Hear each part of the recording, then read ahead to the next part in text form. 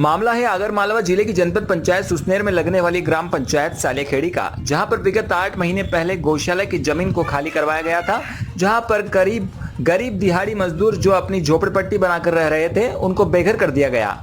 वहां पर ग्राम पंचायत द्वारा आश्वासन दिया गया था कि जल्द ही आपको दूसरी जगह प्लाट काटकर पट्टा निर्धारित कर दिया जाएगा, पर 8 माह से ग्रामीण चक्कर काट रहे हैं। ग्रामीणों का कहना है कि हमारे द्वारा जनसुनवाई में कलेक्टर महोदय को भी आवेदन देकर पट्टे की मांग की गई थी। उन्होंने आश्वासन दिया था कि जल्दी ही आपको पट्टे दिलवाए जाएंगे, पर आज दिनांक तक ना कोई पट्टा मिला है और ना ही कोई अधिकारी बात सुनने को तैयार है। हम गरीब लोग होकर मजदूरी पर निर्भर हैं तथा झोपड़ियों में रात बिताकर पूरे दिन मेहनत मजदूरी करते हैं। हमारे पास अन्य और किसी गांव में प्लाट नहीं है तथा हमने जो प्लाट मकान लेने में सक्षम नहीं है। हमारे झोपड़ी मकान को तोड़े जाने के कारण से अन्य जगह आवासीय भूखंड दिलवाने के लिए कलेक्टर महोदय को आवेदन दिया गया था, पर अभी भी कोई सुनवाई नहीं हुई है। यही नहीं, क्षेत्र के विधायक राणा विक्रम सिंह को भी इस विषय में अवगत करवाया गया है, पर अभी तक कोई सुनवाई नहीं हुई। ग्रामीणों ने ग्राम पंचायत पहुंचकर सुशासन टीम को अवगत करवाया है। साथ ही ग्रामीणों ने बताया कि अगर हमें ग्राम पंचायत द्वारा पट्टे नहीं दिए गए तो ग्राम पंचायत में बैठकर धरना प्रदर्शन करेंगे। मौके पर पटवारी नितेश शर्मा ने पहुंचकर पंचनामा बनाकर तैयार किया है। साथ ही आश्वासन दिया है कि 2 या 3 दिन में सर्वे नंबर 426 का सीमांकन करवाकर जल्दी ग्राम पंचायत को सौंप दी जाएगी। आखिर यह देखना दिलचस्प होगा कि क्या गरीब उनके हक के लिए दर दर की ठोकरें खाते रहेंगे या इनकी ओर जिम्मेदार अधिकारी ध्यान देंगे या कागजों में लिपापोती कर मामले को रफा दफा कर दिया जाएगा। आगरमालवा से कमलेश माली के साथ bureau report Ganesh Soni. Sir, जो ये ग्राम सालेखेड़ी में ये लोग आए थे अभी पट्टे के मामले में, क्या मामला है? ये मामला है गौशाला से में बैठे हुए थे उस टाइम से जी। तो गौशाला से वो नक्की करी शासकीय जगह में बैठे थे, तो वहाँ से इनको उठा दिया। तो इनसे कहा था हमने कि कहीं भी बिठाएंगे तुम्हें, तो हमने भी नायब साहब से मांगी है 10 बीघा, तो 10 बीघा अगर वो लग जाएगी हमारा पट्टा दे देंगे। तो इसमें 426 की जानकारी ली गई थी, तो नायब जी का कहना है कि वहाँ पर आबादी क्षेत्र है। वो तो पुराना आबादी क्षेत्र है, पुराना में दे रखा और हमने 10 बीघा और मांगी। तो ये 426 में कितनी बीघा जमीन है अभी? टोटल कितनी जमीन? ये है 22 साढ़े 22 बीघा जमीन है अभी। 22.5 बीघा जमीन। 10 बीघा गौशाला में दे दी है। तो अब इन्होंने यहाँ सुशासन टीम में आके आवेदन दिया था ग्रामीणों ने, तो अभी इनका क्या निराकरण निकला है? पटवारी जी आए, पटवारी जी ने प्रतियोगी परीक्षा में अच्छे नंबर लाना हर प्रतिभागी का सपना होता है, लेकिन परीक्षा केंद्र पर अनियमितताएं कई बार उन्हें उनके बढ़ते कदमों को रोक देती है। कुछ ऐसा ही मामला देखने को मिला जयपुर में, जहां स्टेनोग्राफर परीक्षा में डिटेक्शन सही नहीं सुनाई देने के कारण सैकड़ों परीक्षार्थी सही से अपनी परीक्षा नहीं दे पाए। इसी शिकायत और परीक्षा में अनियमितताओं का आरोप लगाते हुए युवाओं ने आज टोंक कलेक्ट्रेट परिसर में कॉलेज प्रशासन के खिलाफ प्रदर्शन किया। युवाओं का आरोप है कि 3 और 4 अप्रैल को जयपुर में स्टेनोग्राफर ग्रेड 30 को लेकर आयोजित हुई प्रतियोगी परीक्षा के दौरान डिटेक्शन आवाज में नहीं थी, न ही शब्दों का पूर्ण उच्चारण किया गया। अस्पष्ट आवाज के कारण परीक्षा में बैठे लगभग सभी विद्यार्थी अपना कार्य नहीं कर पा रहे थे, जिसकी शिकायत शिक्षक को करने के बावजूद उनकी समस्या पर ध्यान नहीं दिया गया। ट्रायल बाद जब इस मामले में कॉलेज प्रशासन और परीक्षा प्रभारी को इस बारे में अवगत करवाकर दोबारा डिटेक्शन चलाने की मांग की गई, तो उन्हें साफ मना कर दिया गया। इसके विरोध में उक्त परीक्षा में टोंक जिले से शामिल होने गए परीक्षार्थियों ने आज एबीपी विभाग संयोजक सांगानेर विजय चौधरी व छात्र नेताओं के साथ परीक्षार्थियों ने आज कलेक्टर पहुंचकर प्रदर्शन किया और राज्यपाल के नाम ज्ञापन देकर 3 अप्रैल की दोनों शिफ्ट और 4 अप्रैल की पहली शिफ्ट की स्टेनो परीक्षा रद्द कर दोबारा करवाने की मांग की है। इस अवसर पर अजय डोई, धारा सिंह फागड़ा, हेमंत आजाद, वैभव जैन, सुरेश गुर्जर आदि मौजूद थे। टोंक से सुभाष सोदा की रिपोर्ट।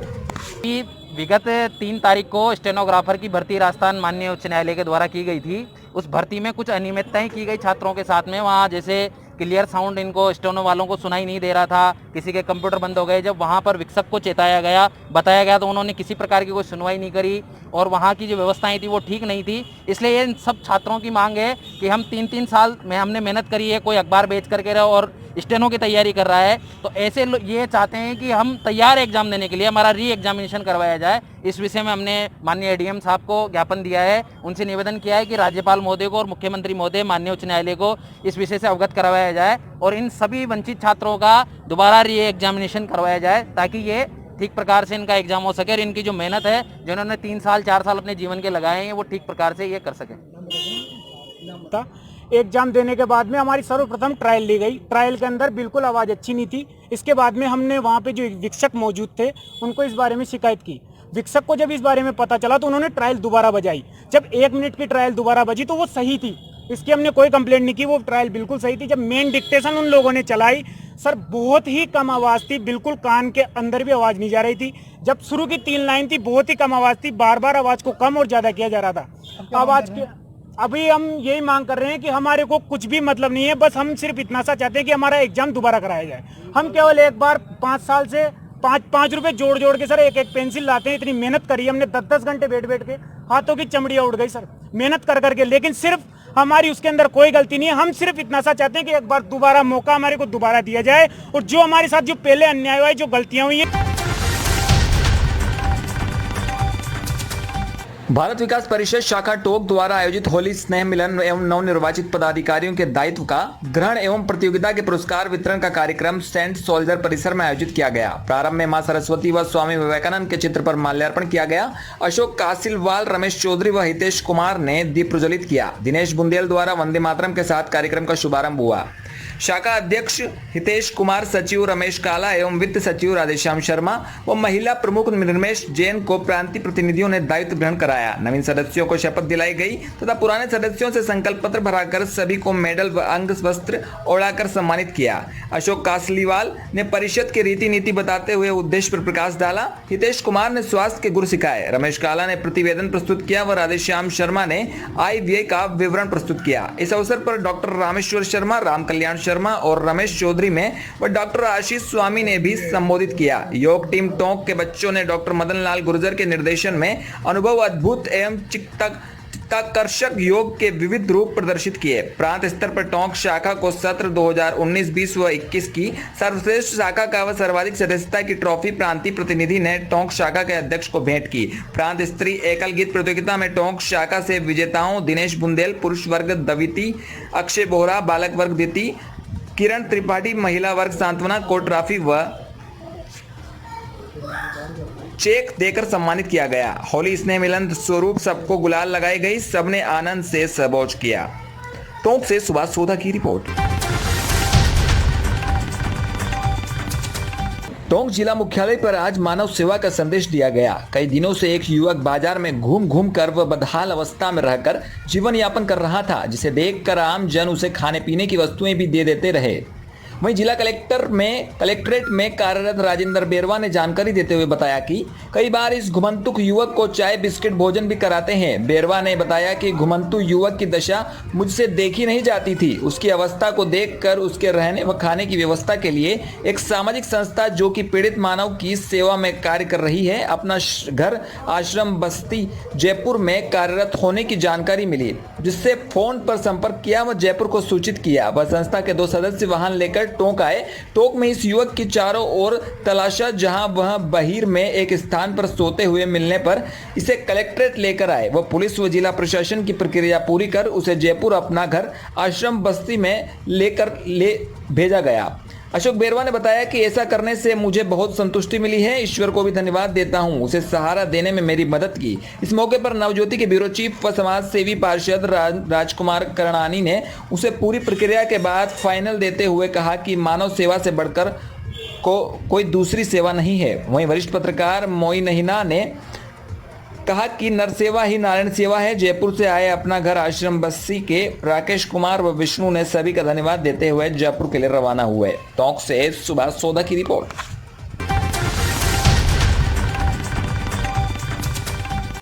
जवाहर नवोदय विद्यालय खेराबाद, जिला कोटा, राजस्थान में एक शिक्षिका व उनके पति और पुत्र तीनों कोरोना पॉजिटिव पाए गए हैं। कुछ दिन पहले शिक्षिका के पति अपने किसी रिश्तेदार के निधन होने के बाद महाराष्ट्र गए थे और वहां से आने के बाद 4 मार्च दिन रविवार को मौसमी बीमारी से दुखी होकर राजकीय अस्पताल झालावाड़ में जांच कराई तो कोरोना पॉजिटिव पाए गए। तदुपरांत शिक्षिका और पुत्र भी शारीरिक रूप से स्वास्थ्य की जांच में पॉजिटिव घोषित किए गए, जबकि पुत्री की रिपोर्ट मंगलवार तक आएगी। प्राचार्य अमर सिंह रावत ने विद्यालय और आवासीय परिवेश में रहने वाले अन्य कार्मिकों को सावधानी के तौर पर कोरोना जांच की रिपोर्ट विद्यालय प्रशासन को देने के लिए आदेशित किया तथा सभी को मास्क के साथ सामाजिक दूरी बनाते रखते हुए संबंधित आवासों में रहने के लिए निर्देशित किया। शिक्षण कार्य 2 दिन के लिए बंद कर दिए गए हैं और विद्यार्थियों को उनके आवास में रहकर पढ़ने के लिए निर्देश दिए। उपचारिका एन लक्ष्मी ने प्राचार्य के आदेश के अनुपालन में बालिका और बालक छात्रावासों को सफाई कर्मियों द्वारा साफ करवाकर सैनिटाइजर करवाया। उपचारिका ने संदेहास्पद विद्यार्थियों को राजकीय अस्पताल रामगंज मंडी में ले जाकर कोरोना जांच करवाई, जिनकी रिपोर्ट मंगलवार तक आएगी। प्राथमिक उपचार केंद्र खेराबाद के डॉक्टर संतोष कुमार गुप्ता ने भी विद्यालय में आकर जांच पड़ताल की। खेराबाद रामगंज मंडी से शाकिर खान की रिपोर्ट।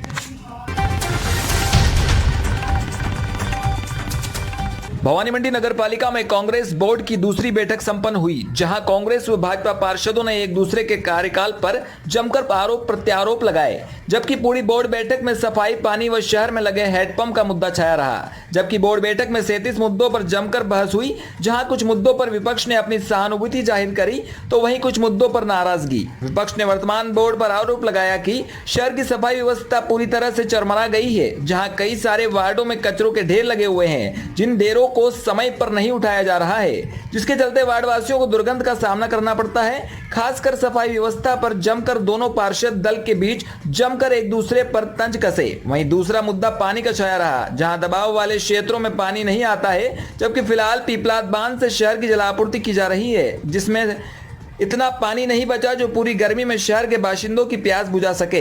इस पर पालिका अध्यक्ष ने जल्द ही राजगढ़ से पाइपलाइन डलवाकर शहरवासियों की पानी की समस्या से निजात दिलाएंगे, यह कहा। वहीं शहर में जगह जगह बना रखे स्पीड ब्रेकरों को लेकर भी विपक्ष ने नाराजगी जताई और कहा कि बनाए गए प्लास्टिक के ब्रेकरों से कई लोग गिरकर घायल हो गए हैं और कई लोगों की कमर में समस्या पैदा हो गई। ऐसे ब्रेकरों को जल्द हटवाकर इसकी बजाय डामर के ब्रेकर बनाए जाए ताकि निकलने में भी सभी को आसानी हो। वहीं जब पालिका अधिकारी से देर रात तक पालिका द्वारा बनाए गए सामुदायिक भवन में ठहरने को लेकर पूछा तो अधिशासी अधिकारी उखड़ गए और कहने लगे कि मेरी मनमर्जी तक रुकूं, तुम कहने वाले कौन होते हो। जबकि लोगों और पार्षदों का कहना है कि आश्रय स्थल में देर रात तक शराब पार्टी चलती है, जिसमें पालिका के लोग मौजूद रहते हैं। इस बात पर भाजपा पार्षदों और पालिका अधिशासी अधिकारी की काफी जमकर नोकझोंक हुई, जिसके चलते ईओ साहब उठकर चलते बने। वहीं शहर के पार्कों के सौंदर्यीकरण को लेकर सभी पार्षदों का एक मत रहा, जहां नेहरू पार्क के मध्य में 100 मीटर ऊंचा राष्ट्रीय ध्वज लगाने पर विचार किया गया, जिस पर भी सभी ने अपनी सहमति जाहिर की। वहीं पालिका के इस माहौल को देख ऐसा लग रहा था मानो कोई विधानसभा में विधायकों की बहस चल रही हो और पालिका अध्यक्ष चुपचाप बैठे बैठे इस मंजर को देख रहे थे। भवानी मंडी से कपिल चौहान की रिपोर्ट। भवानी मंडी से कपिल चौहान के साथ ब्यूरो रिपोर्ट राहुल रावल।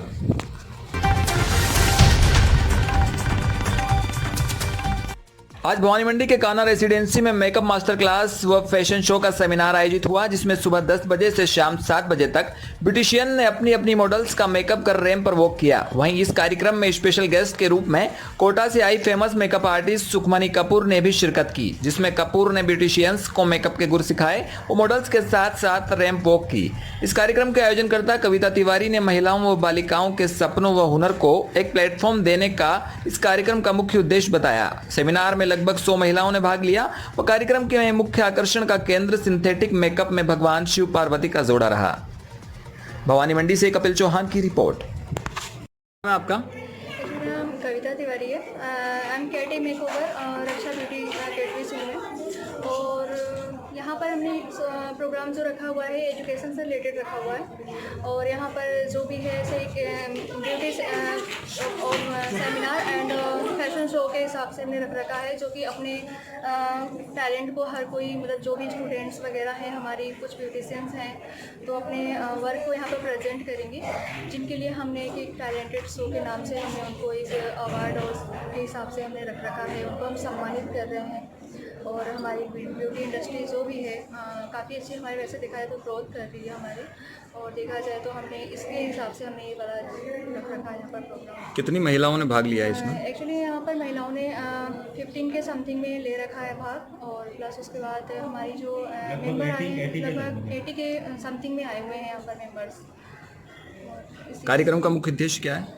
मुख्य उद्देश्य अपने एजुकेशन, उनके ब्यूटी एजुकेशन उनको वहाँ पर, मतलब उनको एक रोजगार से रिलेटेड है अपना, और ये हमारा जो है लेडीज़ से ही रिलेटेड है, हमारी ब्यूटी इंडस्ट्री जो भी है इसके अकॉर्डिंग ही हमने रख रखा है। जो कोरोना गाइडलाइन की पूरी पालना की जा रही है। हाँ जी सर, बिल्कुल।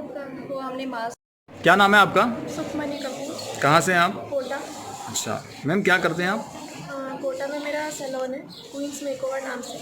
अच्छा। और मैं 2016 में फर्स्ट मेरा वो हुआ था ऑल इंडिया एसोसिएशन में, एंड 2017 में सेकंड हुआ था ऑल इंडिया एसोसिएशन में। कोटा में मेरी वर्कशॉप काफ़ी चलती है। प्रॉपर सेमिनार आज भवानी मंडी में हुआ है तो काफ़ी अच्छा लगा। भवानी मंडी पहली बार आए हैं आप? एज अ सेमिनार तो फर्स्ट टाइम ही आए हूँ। अच्छा, तो किस तरह का कार्यक्रम रहा है यहाँ पर पूरा? अभी तक तो काफ़ी अच्छा लग रहा है, और कविता ने ऑर्गेनाइज करवाया तो अच्छा होना ही है। बहुत मेहनत की है उन्होंने। ब्यूटी एजुकेशन को लेकर कामकाजी महिलाओं के लिए क्या कहना चाहेंगे आप? हमारा ये कहना है कि आज हमने जो सेमिनार रखा है तो वो खुद का प्रेजेंट शो करने के लिए नहीं रखा है, इन लोगों के लिए ही रखा है कि इन लोगों को कुछ नया सीखने को मिले और नई नई टेक्निक सीखने को मिले। जो भी प्रोडक्ट नॉलेज है वो भी हम अपना कोई वो नहीं कर रहे हैं, बट जो है इन लोगों के लिए।